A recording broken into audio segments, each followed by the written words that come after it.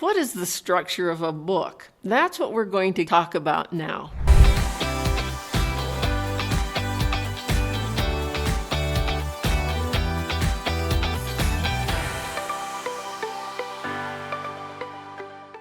When you have a new book that you've never read, if you just let it fall open to the middle somewhere and just look at it, you see the way it's laid out, you see some patterns. You also can see by reading a few paragraphs, you can get an idea of the word usage. And within seconds, you can decide whether or not this is a book that you would like to read. Books have structure, and the structure is known as the framework.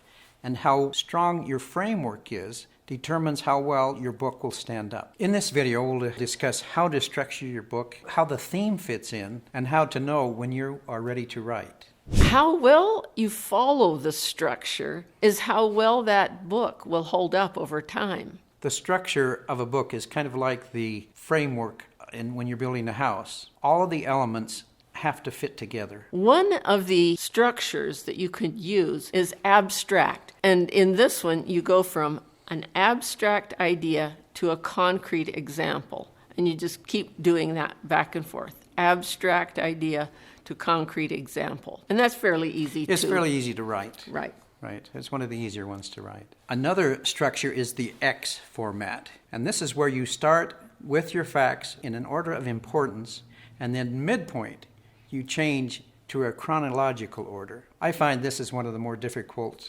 ways to write a book, but you see them nonetheless. And it depends on your content. You may discover that this is the perfect formula for your content.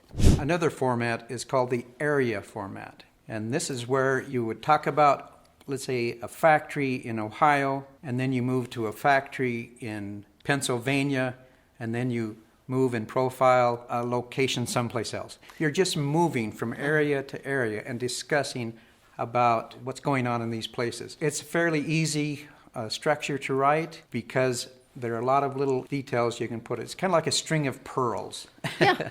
where you just link them together and talk about the different areas.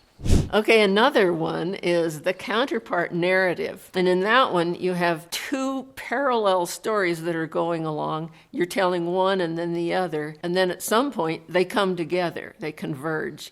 And then the two become one. Or maybe there are even three or four. It's all these different streams. You see a lot of movies that are like this. And it can work well in a book, too, depending on if your content lends itself to that idea. The key on this one is that they all come together near the end. They're parallel up to that point. They've got to come together at the end. Distance, the idea behind this is that you either start close and then move further away, or you start far away and move close. So you're looking at things from different perspectives. An example of this is one that we talked about earlier too, is if you take a general subject like talking about the pandemics of the world, and then you kind of narrow them down to talk about one particular, and that would be COVID-19. I went like that. It's not funnel shaped. It's got to be this way where it's horizontal, but you start far, come close, or start close, go far. So you could start with a profile of a family who experienced the pandemic and then go to how this affects the whole world, how it's going to change things over time. Right. Our last structure is called the frame by frame, and this is where you move things in short spurts as you go through your story.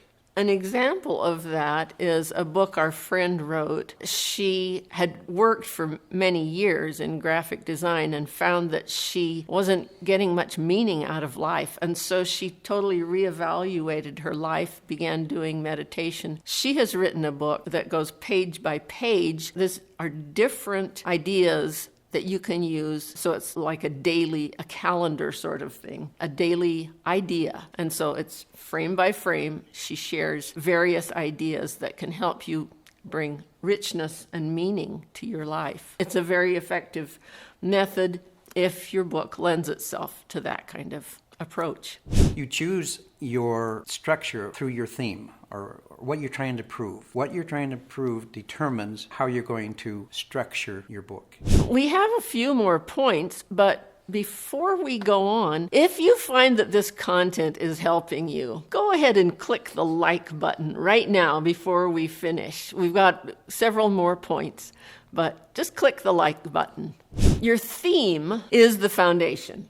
The theme of your book or the subject of your book is the foundation. Everything is built on that. So the structure that you build upon that foundation is determined by the kind of content that you have. This means that you have to organize your data. So do an outline first to see where it leads you. Then you write your chapters. Each chapter should stand alone but link together to prove your point. Then you build on that framework to reach your conclusion. And then you write transitions that go from chapter to chapter, from core idea to core idea. That's what pulls you together, these transitional phrases, sentences that you write. We'll talk about transitions in another video, and we'll teach you how to do that. But that's what you use to link these items, your chapters together, your core ideas. The point is that you will know when you are ready to build your structure and to write your book.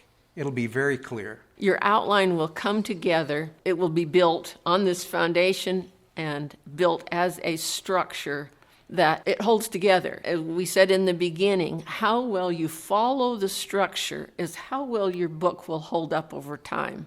Well, we have a free gift for you. It's a book preparedness assessment checklist. It's free. If you just click on the link in the description, you can download it. It's called You Are More Ready to Write Your Book Than You Thought.